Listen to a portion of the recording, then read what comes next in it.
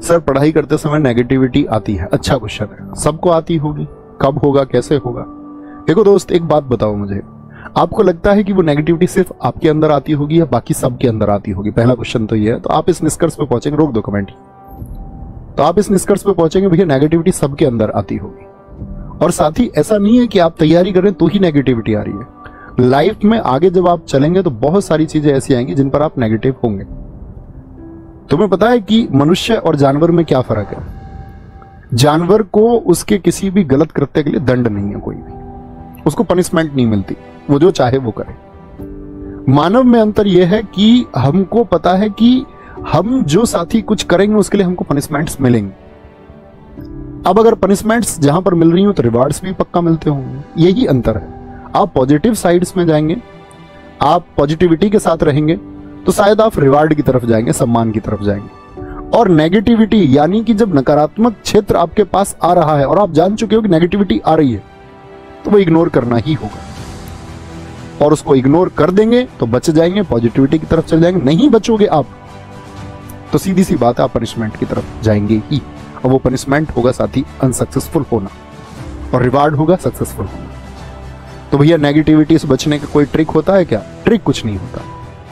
आपको ये देखना आपके आसपास परिवेश में कौन सी चीजें हैं जो आपको नेगेटिविटी की तरफ ले जाती है। घर की आर्थिक स्थिति है तो आपको ये समझना होगा साथी कि बहुत सारे लोगों की आर्थिक स्थिति अब तक ऐसी रही है जिससे वो उभरे हैं।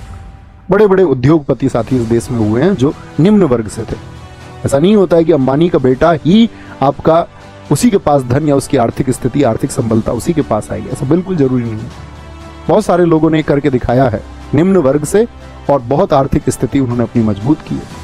तो आपको ये सोचना होगा कि हम जो परेशान हो रहे हैं, क्या सच में परेशानी हल है या फिर एक सही रणनीति हल होगी? तो आप पहुंचेंगे भैया सही रणनीति हल होगी, उसी के द्वारा हल हो सकता है। भैया मैंने आपकी क्लासेस में सिलेबस के अलावा बहुत कुछ सीखा है। अच्छी बात है साथी, सीखना जरूरी है। नहीं सीखोगे तो फिर डम माइंड हो जाओगे, ठीक है?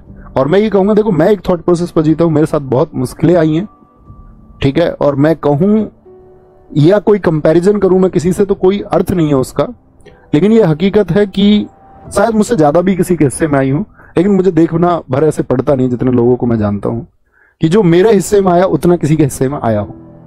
सपने भी टूटे हैं, घर की कमजोर हालत भी देखी है। मैंने उस घर में भी जीवन जिया है जो एक तरफ से आर्थिक संबल था बहुत कई पीढ़ियों से, और पिछली 1-2 पीढ़ियों से बहुत कमजोर हो गया आर्थिक रूप से।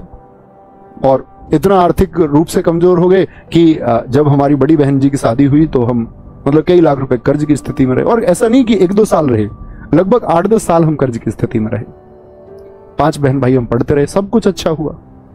तो मैंने जो कुछ सीखा, सिर्फ वही एक परेशानी नहीं, ना जाने कितनी तमाम परेशानियां।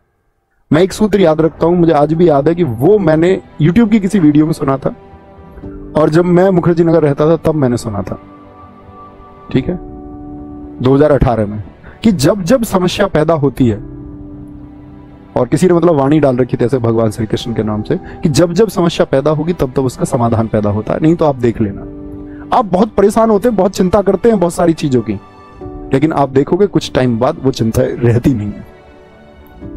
वक्त लग सकता है, महीने लग सकते हैं, साल लग सकते हैं, लेकिन सॉल्यूशन तो पैदा होता है साथी। अभी याद रखना, चिंता नहीं करनी है।